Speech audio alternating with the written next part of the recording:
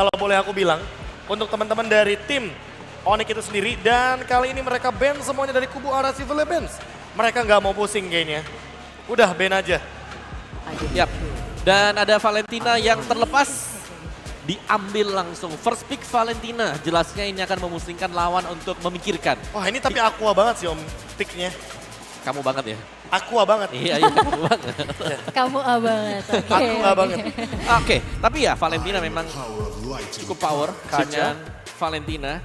Dan sudah ada kaca yang mulai terlihat juga bisa diambil. Om, ini bisa ada dua efek suppress dalam satu tim. Karena kalau misalkan tiba-tiba ada Franco untuk Clyde berarti Aqua bisa saja mendapatkan Divine Judge menjadi dua target bakal dihilangkan dari game. Dan deny pick Cloud ini aku suka juga ya dari Onyx di mana mereka tidak akan memberikan Eman Cloud. Karena kemarin waktu mereka menang juga atas Evo Icon ya kemarin. Ya?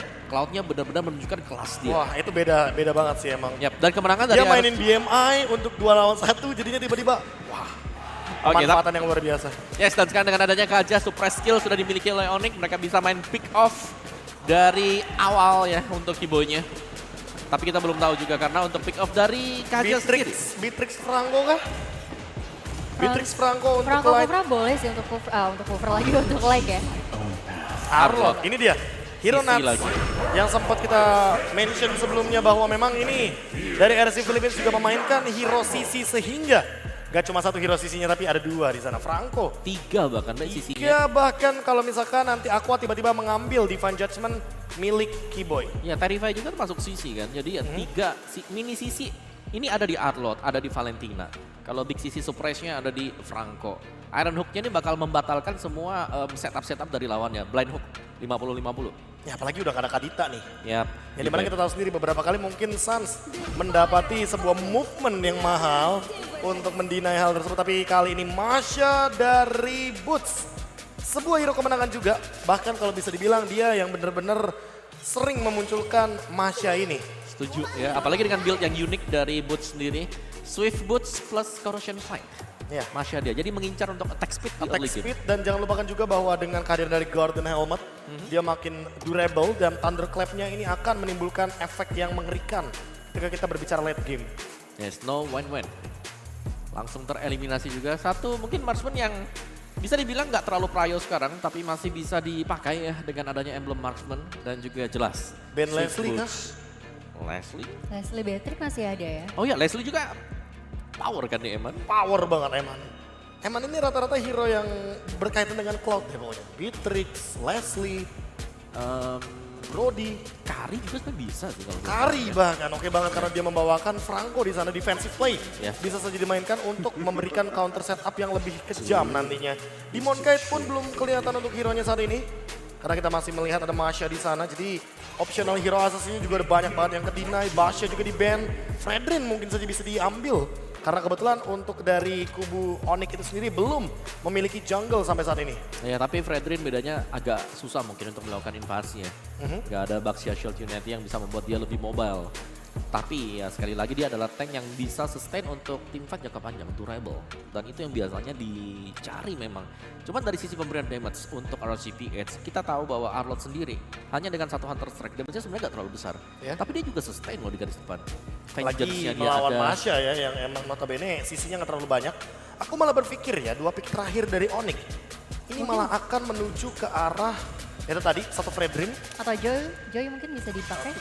Joy di depan Kita Franco kayaknya bakal berbahaya banget. Aku malah mikir di sini Fredrin atau Kagura.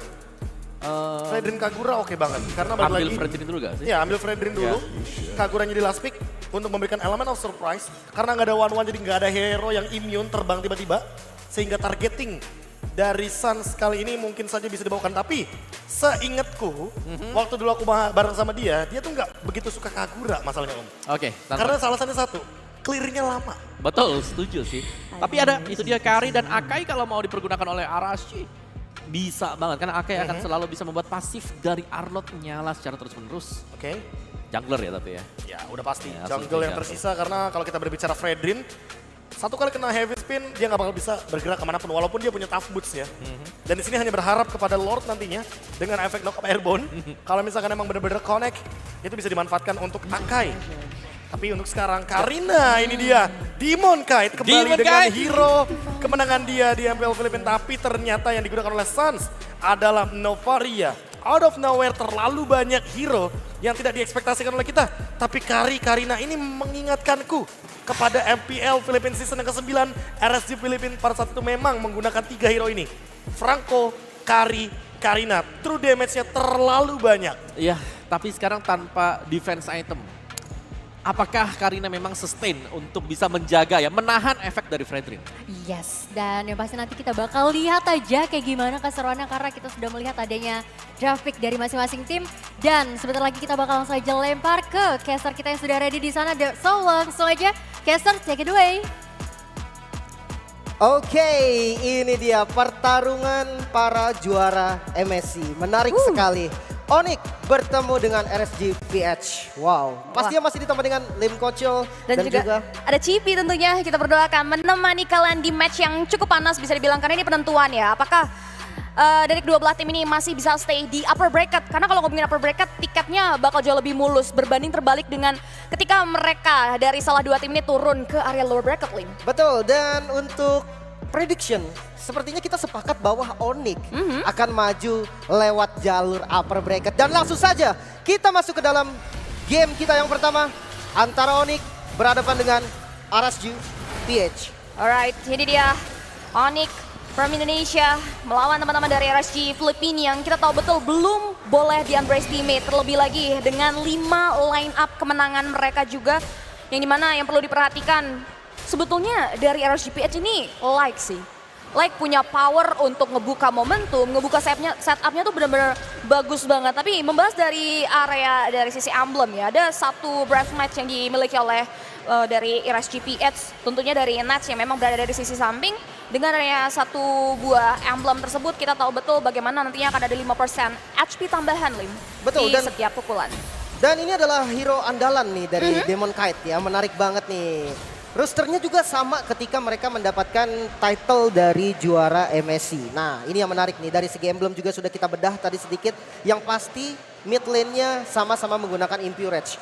Jadi memang agak sustain juga dari mid-nya. Dan invasi sepertinya dimulai oleh RSGPH yang dimana Iron Hook konek ke arah Kairi, namun 3 member melawan 3 member juga. Satu flicker dikeluarkan, langsung digeprek dan Demon Kite langsung menjadi korban pertama, bahkan menyusul juga dari Light menjadi korban kedua. Yes, first blood berhasil diamankan oleh Onyx Esports.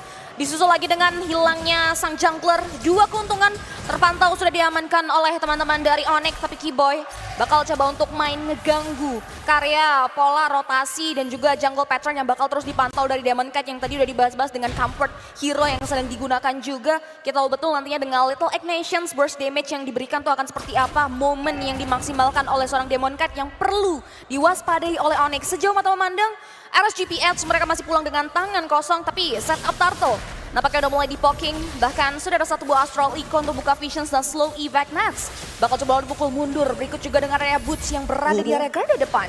Cukup sakit memang pokingan damage-nya, tapi nggak mau dilepas ternyata dari Turtle-nya. Final Slash dikeluarkan, Kairi masih bisa dapetin dan ditarik nampaknya. Demon Kite bakal menjadi korban lagi nampaknya dan tidak, masih bisa selamat. Tidak ada korban namun Turtle dikuasai oleh Onyx. Yes, Retributions masih terpantau on point di tangan seorang Kairi. Lagi-lagi ada buah tangan yang berhasil dibawakan oleh Onyx dan RSGPH. Mereka kembali harus pulang dengan tangan kosong. Tidak ada setup, tidak ada keuntungan yang berhasil mereka amankan dan masuki menit kedua ini jadi modal awal yang cukup baik untuk tim Onyx nantinya untuk meraju ke babak-babak selanjutnya untuk memberikan setup terlebih lagi. Kalau melihat dari area God Lane ini masih cukup independen, masih cukup aman, tidak ada gangguan yang berarti walaupun rotasi sedikit demi sedikit udah mulai menilik atau bahkan berfokus ke area objektif sana. Yang mungkin yang jadi perhatian adalah bagaimana vision sebetulnya dan juga slow effect yang bisa dihadirkan oleh seorang Sunslim. Mungkin sebenarnya Onyx sendiri dia termasuk scaling loh. Dia bawa Cloud, dia Ya. bawa Masha, dan Novaria juga termasuk salah satu hero yang scaling. Tapi dengan early yang cukup baik, dia bisa untuk pegang kendali namun langsung di bloodihan. Efek suppress, Kairi kali ini yang bakal dituju dan masih bisa bertahan lagi press keluar. Kembalikan darahnya Light, namun Light yang harus menjadi korban nampaknya. Demon Kite bakal menjadi next target juga dikejar. Masih ada efek slow, masih bisa dihindari dan Demon Kite menjadi korban kedua next target Eman. Langsung memilih untuk recall namun Aqua tidak bisa lari lagi dan di dive tampaknya. Eman, Mediat, cewek bisa mendapatkan Maniac di menit kita yang ketiga. Wow, luar biasa sekali setup yang diberikan oleh teman-teman dari RSGPH. Justru di outplay dan dikelola oleh teman-teman dari Onyx. Bagaimana cewek di menit yang keempat. Ini menit yang masih cukup early, tapi cewek dapetin modal awal yang luar biasa precious. Luar biasa berharga banget. Yang dimana ini bakal berimpact ke depannya. 4 poin kill, cewek udah mulai hati-hati karena ini pasti bakal nggak luput dari sorotan mata menilik dari area sisi replay. Bagaimana Demon Kite yang terjebak atau bahkan tidak diberikan jalan pulang. Karena teman-teman dari Onyx tahu betul perhitungan mereka juga nice di menit kita yang ketiga yang membuat akhirnya 4 pemain dan opsi dive in dari 3-4 member. Onyx Esports mengarah area bottom lane membuat Eman harus pun menjadi satu buah hasil akhir dari Maniac, tapi belum berhenti sampai di sana. Onyx, mereka masih mau lebih karena setup turtle yang kedua udah mulai dibuka. Waduh, bootsnya coba untuk dimakan dan bisa untuk ditumbangkan next target Kiboy. Masih coba untuk bertahan di depan, masih bisa flicker kabur, namun Nuts nggak bisa lari lagi. Nuts menjadi korban 1-1. Yes, 1-1 berhenti sampai di sana. At least ada 1 poin kill yang berhasil diamankan oleh RSGPH. Walaupun inisiasi tersebut sebetulnya masih belum bisa untuk menutupi kerugian yang sudah mereka alami. Tapi kalau kita bisa lihat mereka sama-sama reset mundur secara teratur. Terlebih lagi teman-teman dari Onyx, mereka belum mau terlalu greedy, belum mau terlalu overcommit. Mereka tahu betul power dari SGPH dan Eman bakal terus berikan pressure 0-1-0.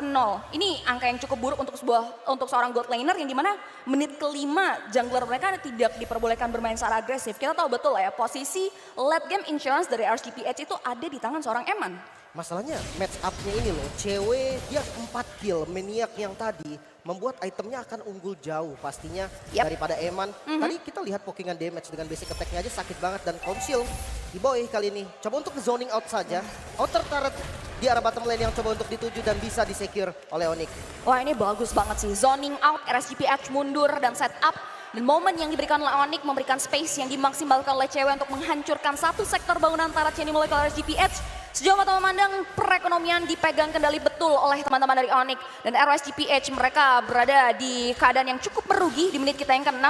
Bahkan di area top lane ini masih menjadi satu buah Infinity War sebetulnya antara dari sisi Boots dan juga Nuts itu sendiri. Dan menilik dari area item yang perlu kita bahas di mana Demon Hunter Sword dan juga Swift Crossbow ada attack speed tambahan dan juga bagaimana basic attack nantinya ditunjang. Perbedaan network pun sudah mulai terpaut cukup jauh antara kedua belah god lane. Menariknya di angka 1.300 which is ini mahal banget sih dari seorang Eman itu sendiri. Oke, Demon Kite coba ditarik lagi kali ini di bagian depan.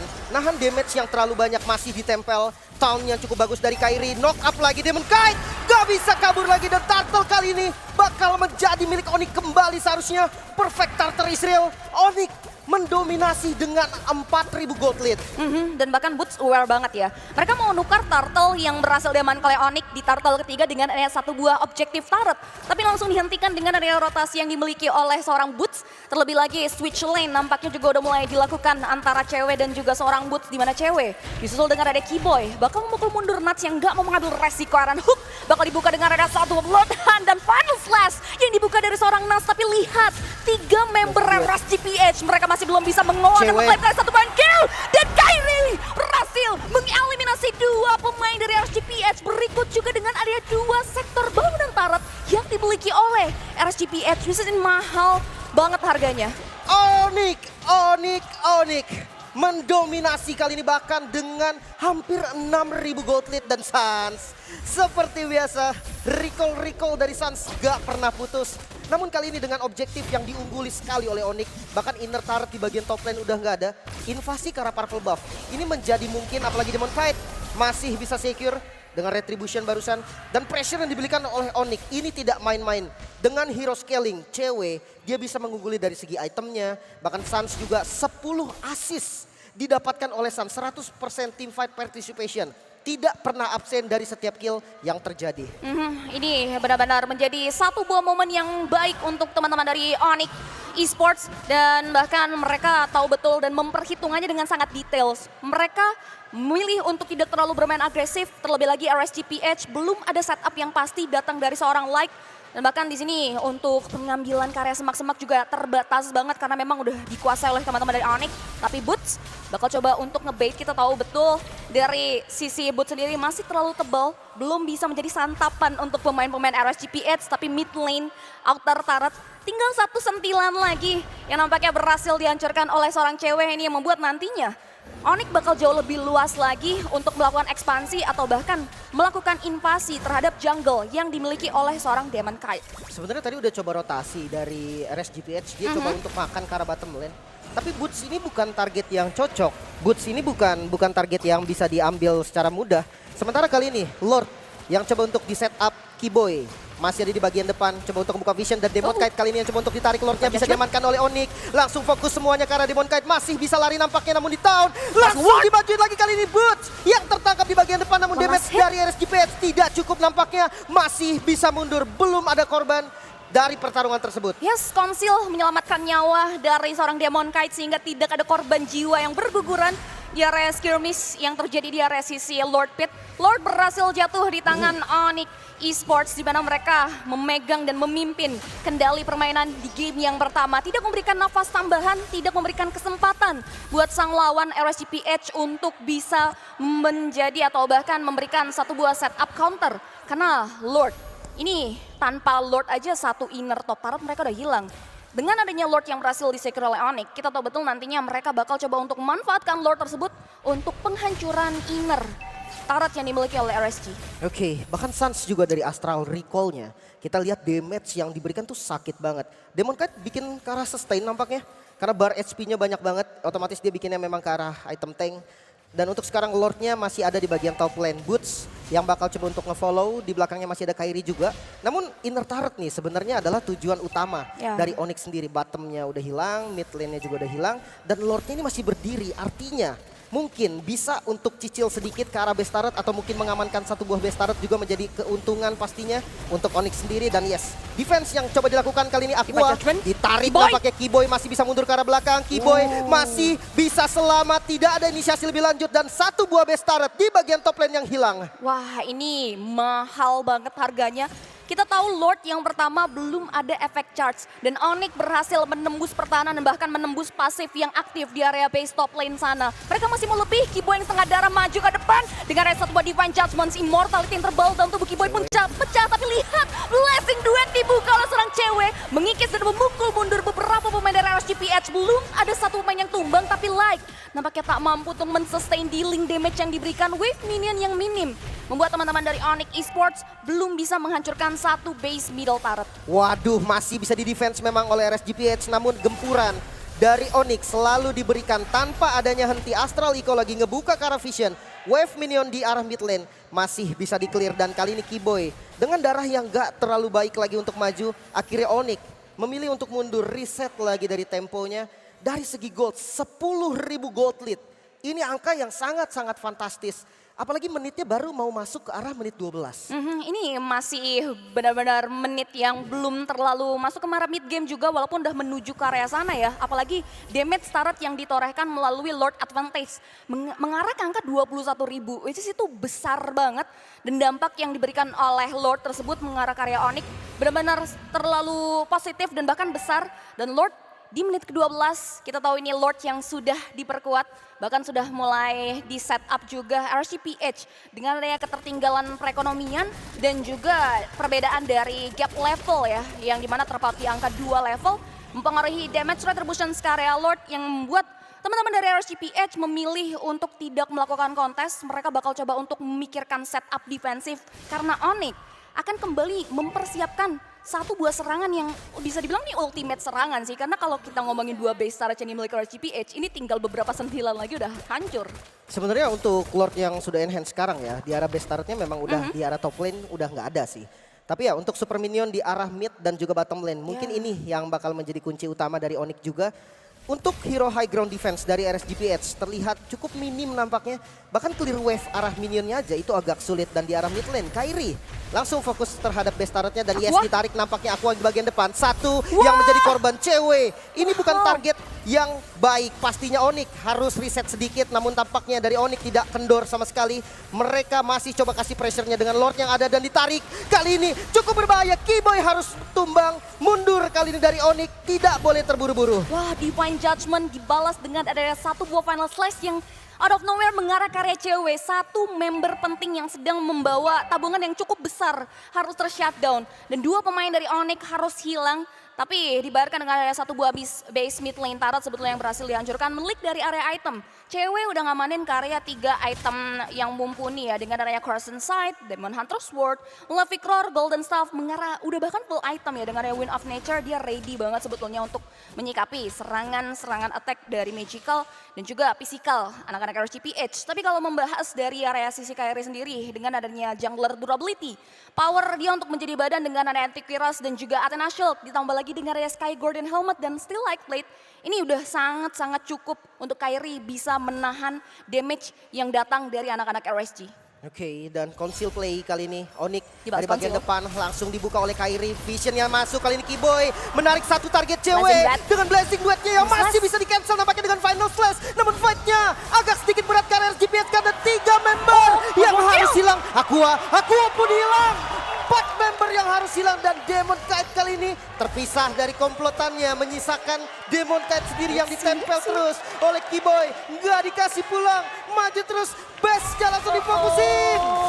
Onyx bakal coba untuk menghajar karena base yang ter-expose dan Onyx Esports berhasil mengamankan kemenangan di game kita yang pertama. Onyx, waduh.